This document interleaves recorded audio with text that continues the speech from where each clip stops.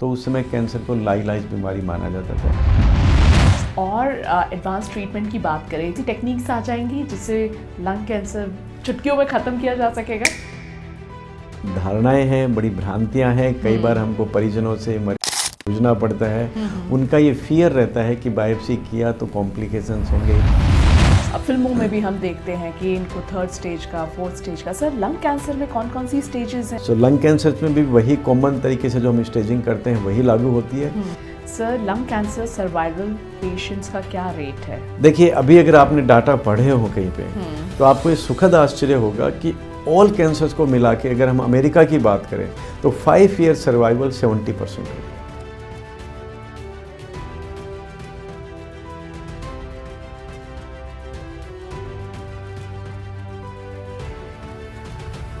महिलाओं में ये स्मोकिंग बढ़ती जा रही है।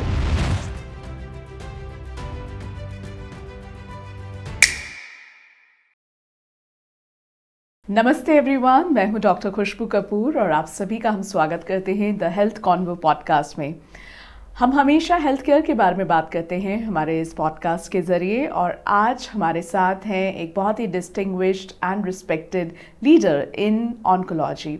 सो आज जो हम बात करेंगे वो बात करेंगे लंग कैंसर के बारे में, और हम बहुत बहुत स्वागत करना चाहेंगे डॉक्टर नरेश सोमानी जी का। Doctor Naresh Somani ji, 27 years of experience है सर आपके पास। आप आज हमारे इस पॉडकास्ट में आए हैं, आपका बहुत बहुत स्वागत है। Thank you doctor Khushboo. So sir, इससे पहले कि मैं आपसे कुछ सवाल पूछूं, आपके बारे में हम हमारी ऑडियंस को बताना चाहेंगे।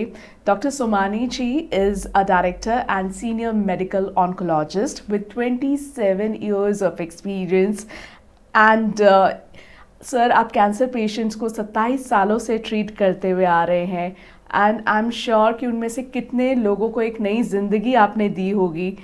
सबसे पहले तो हम आपका शुक्रिया अदा करना चाहते हैं कि आप हेल्थ केयर के फील्ड में इतना अच्छा काम कर रहे हैं। सर के बारे में हम आपको और भी जानकारी देना चाहेंगे। Doctor Naresh Somani ji is the first DM in medical oncology in the state of Rajasthan, and आज सर से हम डिस्कस करने वाले हैं लंग कैंसर के बारे में। Sir, what is lung cancer? Doctor Khushboo, thanks for this introduction.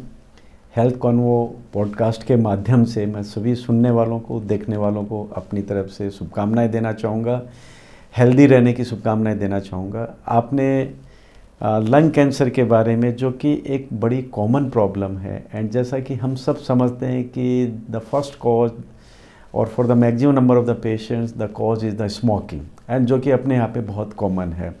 तो लंग कैंसर, हम अगर राजस्थान की, जयपुर की बात करें तो बहुतायत से इसको देखते हैं, एंड दुर्भाग्य से जो मैक्सिमम नंबर ऑफ पेशेंट्स होते हैं वो एडवांस स्टेज में आते हैं। सो लंग कैंसर जो है वो बेसिकली जो ब्रोंकस या जो विंड पाइप होती है, जो श्वास की नली जब आगे जाके दोनों फेफड़ों में डिवाइड होती है, जिसको ब्रोंकस और फिर एल्वियोलस बोलते हैं हम या एल्वियोलाई बोलते हैं, उनकी जो झिल्ली होती है उससे ये बना हुआ या उठा हुआ जो कैंसर ये होता है। ऑब्वियसली जब कैंसर बनता है तो पहले ये अपनी जगह पे ही होता है, फिर लोकली एडवांस होता है, और फिर ये दुर्भाग्य से अगर टाइमली डिटेक्ट नहीं हो या टाइमली ट्रीटमेंट नहीं हो तो शरीर में फैलने लग जाता है। राइट। सर, कितनी तरह के लंग कैंसर्स होते हैं? सो लंग कैंसर क्या होता है, देखिए इसके प्रकार जो है मुख्य तौर से हम इसको 2 में डिवाइड करते हैं, इसकी बनने के कारण पे निर्भर करते हुए और इसके ट्रीटमेंट लाइन को ध्यान में रखते हुए। इसको हम मुख्य रूप से स्मॉल सेल लंग कैंसर और non small cell lung cancer, जो इसकी बायोप्सी या हिस्टोपैथोलॉजी जो रिपोर्ट होती है उसके आधार पे हम इसको 2 में डिवाइड करते हैं। नॉन स्मॉल सेल जो लंग कैंसर है उसको आगे हम adenocarcinoma, squamous cell cancer, large cell cancer, इस तरीके से डिवाइड करते हैं। इन 2 लंग कैंसर के अलावा लंग्स के अंदर कई बार अन्य टाइप की, जिनको रेयर लंग कैंसर भी हम बोल सकते हैं, वो भी होते हैं, बट अमूनन 90% से ज़्यादा जो लंग कैंसर्स हैं उनको हम नॉन स्मॉल सेल या स्मॉल सेल के रूप में डिवाइड करते हैं। राइट। सर, सिम्टम्स की अगर हम बात करें तो कौन से जनरल सिम्टम्स होते हैं लंग कैंसर पेशेंट्स में? देखिए, लंग कैंसर क्या होता है, यूजुअली स्मोकर्स में ज़्यादा होता है। स्मोकर्स ऑलरेडी, जैसे हम जानते हैं, ब्रोंकियल एस्थमा या ब्रोंकाइटिस या COPD से ग्रसित रहते हैं, तो उनको कुछ ना कुछ फेफड़े के सिम्टम्स चलते रहते हैं। तो लंग कैंसर में भी सिम्टम्स फेफड़े से रिलेटेड ही आएंगे। तो कई बार पेशेंट उस चीज़ को पकड़ नहीं पाता है, इग्नोरेंट रहता है। तो सबसे पहले तो मैं आपके माध्यम से ये जानकारी देना चाहूँगा सबको कि जो पेशेंट्स स्मोकर हैं, जो COPD या ब्रोंकाइटिस से ग्रसित है दुर्भाग्य से पहले से, अगर उनके ये सिम्टम्स वर्सनिंग हो रहे हैं, बढ़ रहे हैं, तो उसको सिंपली ये नहीं मानना चाहिए कि ठंड हो गया, जुकाम हो गया, बुखार हो गया तो COPD खराब हो गया। ये हो सकता है कि अन्य पैथोलॉजी जिसमें कि लंग कैंसर भी शामिल है उनको हो सकता है। अगर हम प्योर लंग कैंसर सिम्टम्स की बात करें तो खांसी, कफ में खून आना, श्वास लेने में दिक्कत आना, चेस्ट में पेन होना, वज़न कम होना, या कुछ पेशेंट्स में दुर्भाग्य से लंग से रिलेटेड सिम्टम्स नहीं आते हैं और ब्रेन के अंदर बीमारी जाना या बोन्स में बीमारी जाना या फेफड़े के चारों तरफ की झिल्ली में पानी भर जाना, कई बार लीवर में स्प्रेड हो जाना, इस तरह के सिम्टम्स भी पेशेंट को आ सकते हैं। हम अमूमन ये समझाते हैं सभी लोगों को कि कोई भी सिम्टम जो 2 सप्ताह से ज़्यादा अगर बने रहते हैं और साथ में वेट लॉस है या कुछ और लग रहा है, उसको हमें एक साधारण चीज़ नहीं माननी चाहिए। हमको उसको कोई ना कोई ऑर्गेनिक पैथोलॉजी माननी चाहिए और उसको आगे इन्वेस्टिगेट करना चाहिए, जिसमें कि कैंसर भी शामिल होता है। राइट सर, आपने बोला कि स्मोकिंग का रोल तो बहुत ही ज़्यादा है लंग कैंसर के होने में। पॉल्यूशन के बारे में? यस, सो स्मोकिंग जो है एक सबसे बड़ा कारण है, अभी भी हम उसको मुख्य कारण ही मानते हैं। दुर्भाग्य की बात यह है कि अर्बन महिलाओं में ये स्मोकिंग बढ़ती जा रही है। मेल पॉपुलेशन में स्मोकिंग ऑलमोस्ट स्टेटिक है या थोड़ा सा कम भी हो रही है, बट ओवरऑल स्मोकिंग बहुत ज़्यादा है। अब जहाँ तक बात है अर्बन पॉपुलेशन में पॉल्यूशन की वजह से, शहरी पॉल्यूशन बढ़ने की वजह से ये देखा गया है कि खास करके जो नॉन स्मॉल में एडिनोकार्सिनोमा टाइप का जो लंग कैंसर होता है उसकी संख्या बढ़ रही है। और ये अगर हम पूरे भारत की बात करें, पूरे विश्व की बात करें, तो स्मोकिंग के अलावा एडिनोकार्सिनोमा या नॉन स्मोकर्स में जो लंग कैंसर होता है वो भी बढ़ रहा है। यहाँ मैं आपको ये भी बताना चाहूँगा कि स्मोकिंग केवल डायरेक्ट स्मोकिंग ही नहीं होती है। अगर मेरे परिवार में कोई हैवी स्मोकर है, जिसको कि हम सेकेंड हैंड स्मोकिंग बोलते हैं या पैसिव स्मोकिंग बोलते हैं, तो वो भी एस्थमा, ब्रोंकाइटिस, लंग कैंसर का जो है एक कारण होता है। तो ये केवल हमेशा हम ही इसके लिए जिम्मेदार नहीं होते हैं। अगर हमारे सराउंडिंग में, ऑफिस में भी कोई हैवी स्मोकर्स है जिसके हम लंबे समय कांटेक्ट में रह रहे हैं, तो हमें उसको भी रोकना है और उससे भी अपने आप का बचाव करना है। राइट सर, बायोप्सी जो बहुत अहमियत होती है बायोप्सी की हमारे लंग कैंसर के ट्रीटमेंट में, तो ये कब करवानी चाहिए? बायोप्सी के बारे में बड़ी धारणाएं हैं, बड़ी भ्रांतियां हैं। कई बार हमको परिजनों से, मरीज से जूझना पड़ता है। उनका ये फियर रहता है कि बायोप्सी किया तो कॉम्प्लिकेशंस होंगे, स्प्रेड हो जाएगा, और कई बार बायोप्सी के बाद ट्रीटमेंट कराना असंभावी हो जाएगा क्योंकि बीमारी का स्वरूप बदल जाएगा। So first of all I would like to say through this podcast कि ये केवल भ्रांतियां हैं। बायोप्सी खास करके अगर मैं केवल अपनी लंग कैंसर की बात करूँ, नितांत आवश्यक है। लंग कैंसर में टिश्यू डायग्नोसिस, उसका प्रकार मालूम करना, और आज के परिदृश्य में लंग कैंसर को ट्रीटमेंट करने के लिए जो target therapy, precision treatment, immunotherapy, नई दवाइयाँ जो करते हैं हम, उन सब के लिए बायोप्सी मटेरियल अति आवश्यक है। सो बायोप्सी से कभी घबराएं नहीं। बायोप्सी करने से डायग्नोसिस होता है, उसके बाद आगे की जांचों से उसका एक सटीक तरीका पता चलता है। और लंग कैंसर के क्षेत्र में इतनी नई दवाइयाँ आ गई कि उन सब का ट्रीटमेंट जो बायोप्सी के बाद जो हम मटेरियल लेते हैं उसी से ही होता है। राइट सर, जब कैंसर का नाम आता है तो हम बहुत सारी स्टेजेस के बारे में सुनते हैं। फिल्मों में भी हम देखते हैं कि इनको 3rd स्टेज का, 4th स्टेज का। सर, लंग कैंसर में कौन कौन सी स्टेजेस हैं? सो लंग कैंसर में भी वही कॉमन तरीके से जो हम स्टेजिंग करते हैं वही लागू होती है। स्टेज 1, 2, 3, 4। ऑब्वियसली स्टेज 4 को मेटास्टेटिक या एडवांस कैंसर बोलते हैं, जिसका मतलब शरीर में फैल गया है। स्टेज 1 का मतलब हम ये कहेंगे सिंपल भाषा में समझने के लिए कि बीमारी बनी है, छोटी सी है, अपनी जगह पे ही है, फेफड़े के अंदर ही है।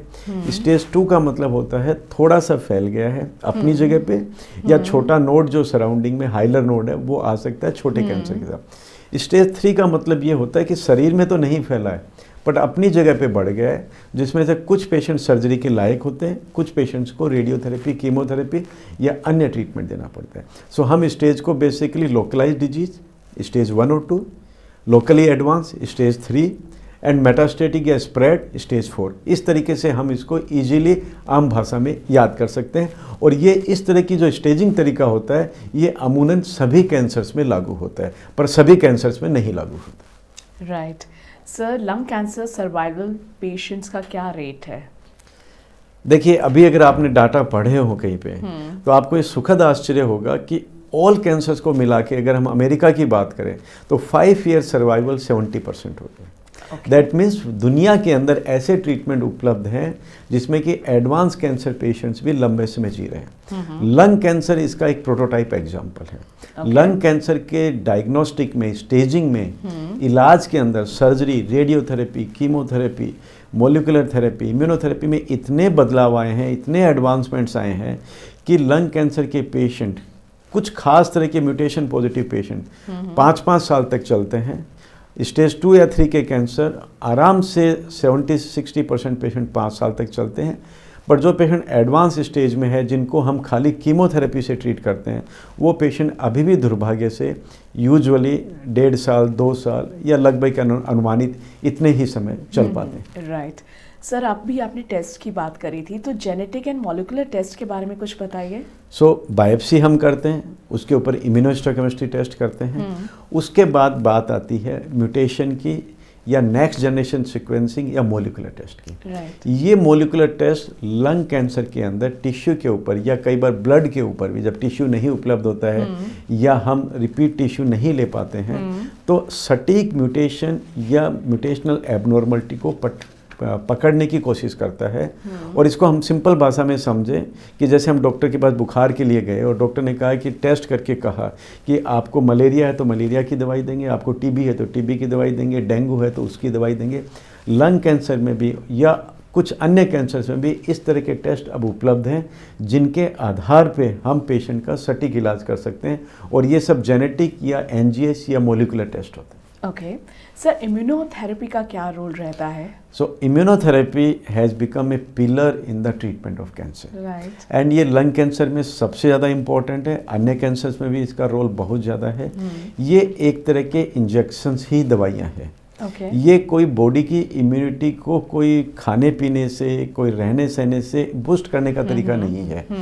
इस पॉडकास्ट के माध्यम से मैं सभी देखने सुनने वालों को बताना चाहूँगा, it's basically something like a injection treatment, जैसा कि हम कीमोथेरेपी करते हैं। ये बॉडी की कैंसर सेल्स जो बॉडी की नेचुरल इम्यूनिटी है उससे नहीं मरती, इम्यूनिटी काम नहीं कर पाती है, उस इम्यूनिटी को दोबारा रीस्टोर करने की तरीका है फार्माकोलॉजिकल ट्रीटमेंट से या इंजेक्शंस के माध्यम से। इसको हम इम्यूनोथेरेपी कहते हैं। इसमें कई तरह की दवाइयाँ जो हैं वो अब उपलब्ध हैं। सर, जब हम कैंसर की बात करते हैं तो अक्सर पेशेंट्स बहुत डर जाते होंगे, उनकी फैमिली पर भी बहुत असर पड़ता है। मुझे लगता है कि कुछ लोग तो डिप्रेस्ड ही हो जाते हैं, कुछ क्या बहुत ज़्यादा। सर, कैंसर ट्रीटमेंट में, लंग कैंसर ट्रीटमेंट में इमोशनल सपोर्ट का कितना रोल है? इमोशनल सपोर्ट का बहुत ज़्यादा रोल है। जैसा कि आपने बोला, पेशेंट फैमिली डर जाती है, इसलिए हम कैंसर को अक्सर फैमिली डिजीज़ कहते हैं। It's a social problem, it's not the problem of the individual patient. Patient तो सफ़र कर ही रहा है mentally, physically, financially, but financially, mentally, अन्य तरीके से फैमिली या उसकी सराउंडिंग जो है वो भी बहुत ज़्यादा अफेक्ट होते हैं। ट्रीटमेंट लंबा होता है, ट्रीटमेंट कुछ हद तक दुखदाई होता है, और ट्रीटमेंट ऑब्वियसली जो है फाइनेंशियली चैलेंजिंग होता है। सब उतना ट्रीटमेंट नहीं ले पाते हैं, ये एक बिटर ट्रूथ है। इसलिए पेशेंट का, फैमिली का डिप्रेस होना, परेशान होना एक स्वाभाविक बात है। इसके लिए हम हमेशा पेशेंट्स को साइको काउंसलिंग पे जाने के लिए इनकरेज करते हैं, मोटिवेट करते हैं, उनको काउंसलिंग कराते हैं, साइको ऑन्कोलॉजी काउंसलिंग करते हैं, और ये इस तरह की काउंसलिंग फैसिलिटीज़ केवल बड़े हॉस्पिटल्स में ही उपलब्ध होती है। तो पेशेंट्स को ये समझने की बात है, फैमिली को ये जानने की बात है कि उनको केवल एक कैंसर की सर्जरी, रेडियोथेरेपी या कीमोथेरेपी को ही नहीं समझना है, उसको कैंसर ट्रीटमेंट के जो अन्य पहलू हैं, सामाजिक पहलू है, आर्थिक पहलू है, साइको काउंसलिंग है, जो पेशेंट को सुसाइडल या डिप्रेशन जो एक फीलिंग डेवलप हो जाती है उससे बचा के रखना है। ट्रीटमेंट की कॉम्प्लायंस जो है वो तभी आ पाती है, पेशेंट तभी ट्रीटमेंट पे जा पाता है। कई बार हम पेशेंट्स को अर्ली स्टेज में डायग्नोज कर लेते हैं, क्योरेटिव होने की संभावना होती है, बट वो इतने डिप्रेस रहते हैं, वो समझ नहीं पाते हैं और वो ट्रीटमेंट पे जा नहीं पाते हैं। राइट। सर, अगर हम एडवांस लंग कैंसर केसेस की बात करें तो उसमें आपके ट्रीटमेंट गोल्स क्या रहते हैं? Is it to control, is it to comfort, to give comfort to the patient, या फिर लॉन्ग टर्म मैनेजमेंट?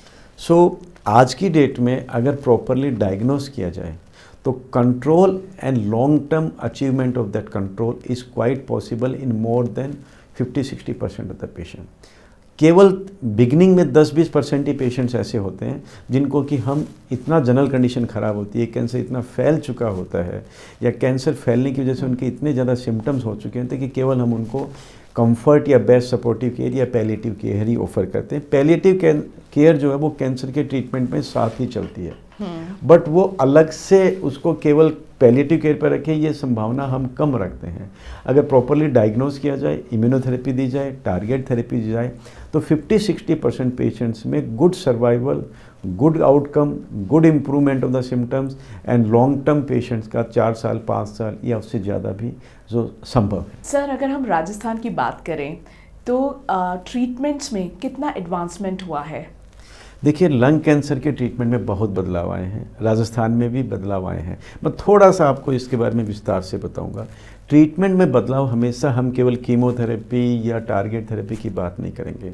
अगर हम अर्ली कैंसर में सर्जिकल टेक्निक्स की बात करें तो जैसे लेप्रोस्कोपी होती है वैसे ही वीडियो असिस्टेड थोरेसिक सर्जरी होने लगी है, रोबोट असिस्टेड सर्जरी होने लगी है, जिससे सर्जरी ज़्यादा प्रिसीजन से होती है, उसके फंक्शनल आउटकम ज़्यादा बेटर होते हैं, पेशेंट्स को जल्दी रिकवरी होती है।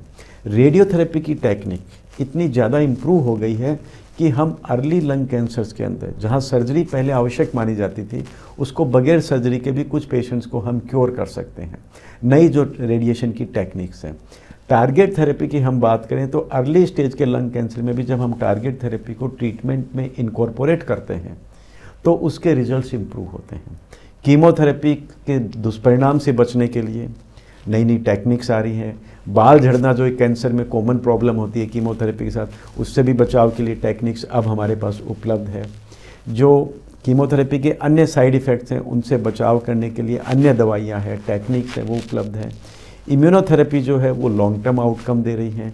डायग्नोस्टिक की अगर मैं दोबारा बात करूँ तो मैं ये कहना चाहूँगा कि हर पेशेंट्स को अपने डॉक्टर से NGS जो है नेक्स्ट जनरेशन सीक्वेंसिंग है उसके बारे में बातचीत करनी चाहिए, समझना चाहिए कि वो कहाँ उसके लिए लागू होगा, कहाँ यूज़फुल होगा।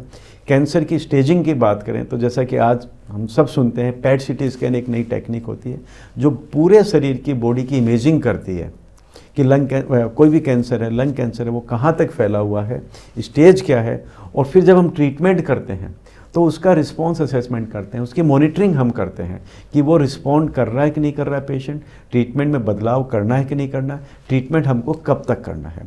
सो ये इस तरह की जो सटीक टेक्निक्स हैं ये हमको हेल्प करते हैं। और आपको मैं ये भी बताना चाहूँगा इस पॉडकास्ट के माध्यम से कि इवन ब्लड के अंदर जो कैंसर की सेल्स होती हैं, सर्कुलेटिंग ट्यूमर सेल्स हम जिनको बोलते हैं, बहुत एडवांस टेक्निक्स हैं।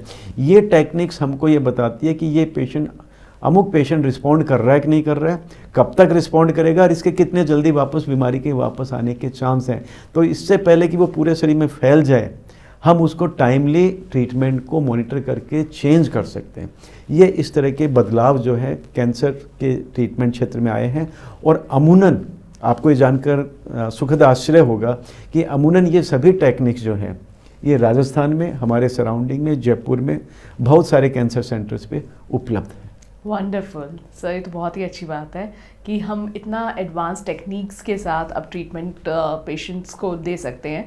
Sir, what about prevention part? Yes, prevention is always better than cure, ये हम सब जानते हैं। और लंग कैंसर भी अब जो है प्रिवेंटेबल कैंसर और स्क्रीन करने योग्य कैंसर की श्रेणी में माना जाने लग गया है। तो प्रिवेंशन का मतलब जैसे सिंपल है, कारण हटाइए। सो कारण इसका सबसे बड़ा क्या है, मैं फिर वापस दोहराना चाहूँगा, स्मोकिंग। राइट। अर्बन पॉल्यूशन जो है, जो अर्बनाइजेशन है उसको हम एक दिन में कंट्रोल नहीं कर सकते हैं, वो पॉलिसी मेकर्स के ऊपर है, शायद हमारे परव्यू में नहीं है। Smoking, there is no use of the tobacco, only misuse. There is no use of the smoking, only miss use.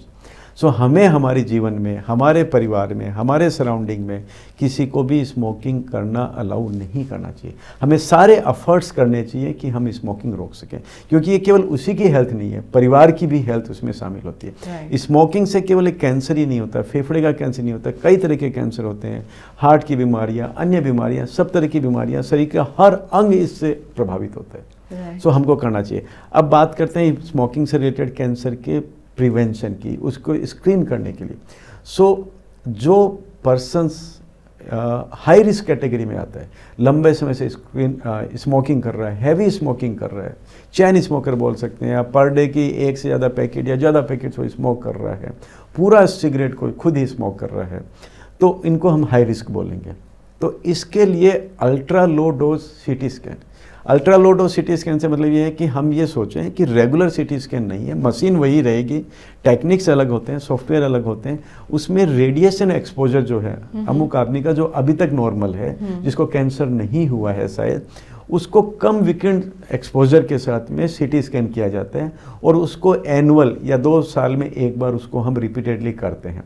उससे छोटा जो लंग कैंसर का पैच जो बन रहा है उसको हम टाइमली डिटेक्ट कर सकते हैं, उसको बायोप्सी या अन्य जांचों से हम ले सकते हैं, और अगर वो छोटा ही पकड़ में आ रहा है तो उसको सर्जरी या अप्लीकेबल रेडियोथेरेपी की टेक्निक से हम उसको ख़त्म कर सकते हैं, या ज़रूरत के मुताबिक उसका हम ट्रीटमेंट कर सकते हैं, और उसको हम क्योर की श्रेणी में बोलेंगे। मैं आपको ये बताना चाहूँगा कि प्रिवेंशन और स्क्रीनिंग तभी संभव है जब उस कैंसर को हम या उस स्टेज को हम क्योर की श्रेणी में ले सकें, और लंग कैंसर अब उस श्रेणी में आने लग गया है। तो इस पॉडकास्ट के माध्यम से मैं सभी देखने सुनने वालों को एक बार दोबारा ये करूँगा, अपील करूँगा कि जो भी आपके सराउंडिंग में स्मोकिंग कर रहे हैं, हैवी स्मोक कर रहे हैं, हैवी अल्कोहलिक हैं या दोनों कर रहे हैं, उनको आप ये चीज़ के लिए एजुकेट करें, उनको फोर्स करें, उनको समझाएं, उनको प्यार से आप ये बताएं कि आपको स्क्रीनिंग पे जाना चाहिए, आपको स्मोकिंग अल्कोहल जो है इसको कट करना है, स्मोकिंग आपको टोटली आपको बंद करनी है। ये आपके स्वास्थ्य के लिए, परिवार के स्वास्थ्य के लिए अति आवश्यक है। राइट सर, अगर हम और एडवांस ट्रीटमेंट की बात करें तो क्या अगले 10 सालों में और भी कुछ ऐसी टेक्निक्स आ जाएंगी जिससे लंग कैंसर चुटकियों में ख़त्म किया जा सकेगा? चुटकियों में ख़त्म किया जा सकेगा, ये एक कैंसर स्पेशलिस्ट डॉक्टर के लिए आज की डेट में बड़ा डिफ़िकल्ट शब्द है। आपका प्रश्न जायज़ है कि आप कैंसर स्पेशलिस्ट से ये पूछेंगे। मैसेंजर आरएनए वैक्सीन बेस्ड कुछ प्रयोग जो है वो चल रहे हैं, अक्सर हम उनको पढ़ने सुनने को भी मिलते हैं, मरीज़ भी बड़े क्यूरियस रहते हैं। सो इस अपॉर्चुनिटी का फ़ायदा उठाते हुए मैं बताना चाहूँगा कि ये एक लैब बेस्ड टेक्निक है, अभी आप इससे भ्रमित मत होइए। ये अभी क्लिनिक्स में या आम आदमी के यूज़ के लिए अभी नहीं उपलब्ध हुई है, क्योंकि अभी ये कारगर नहीं हुई है, प्रयोग के आधार पर ही है, इसके परीक्षण चल रहे हैं।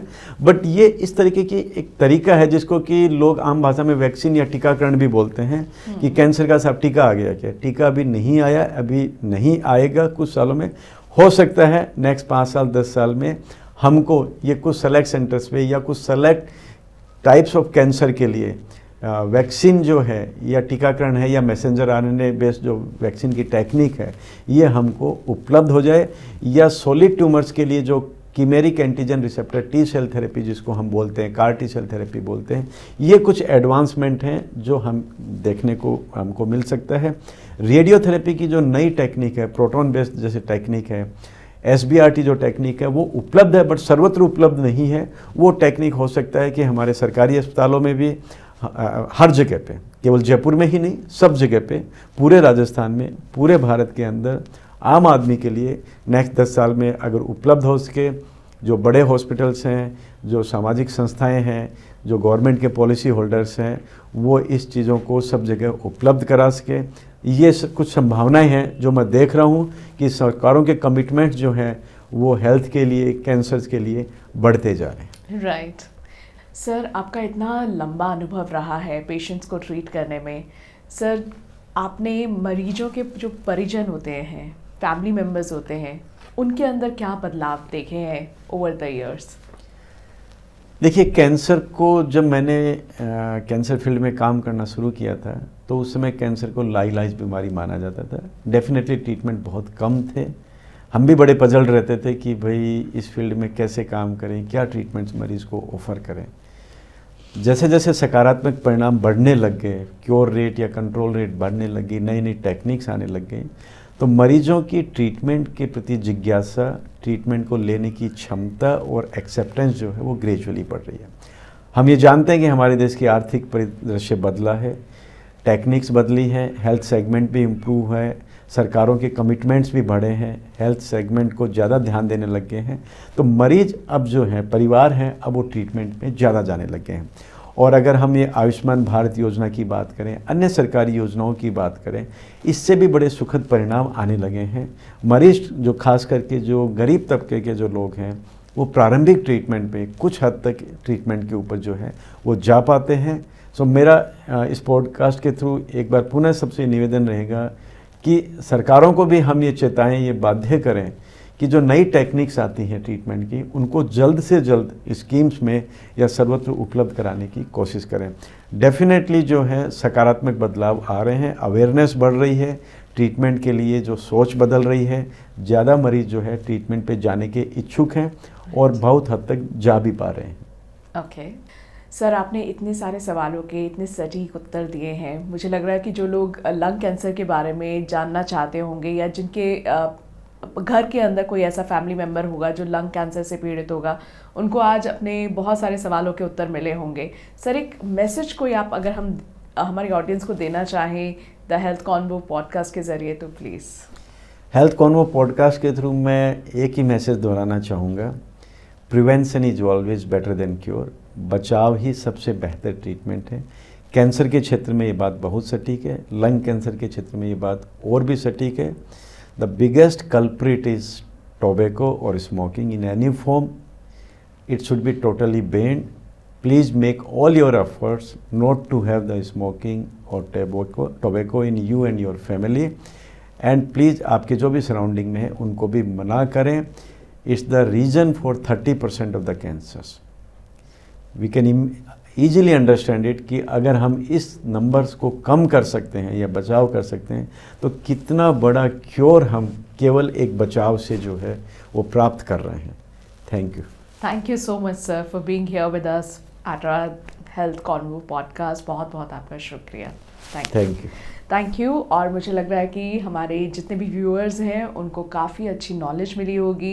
एंड जैसा कि सर ने कहा, prevention is always better than cure. So avoid smoking, in fact quit smoking, and tobacco का भी किसी भी तरह से कोई यूज़ ना करें। And thank you so much for watching. This is doctor Khushboo Kapoor signing of.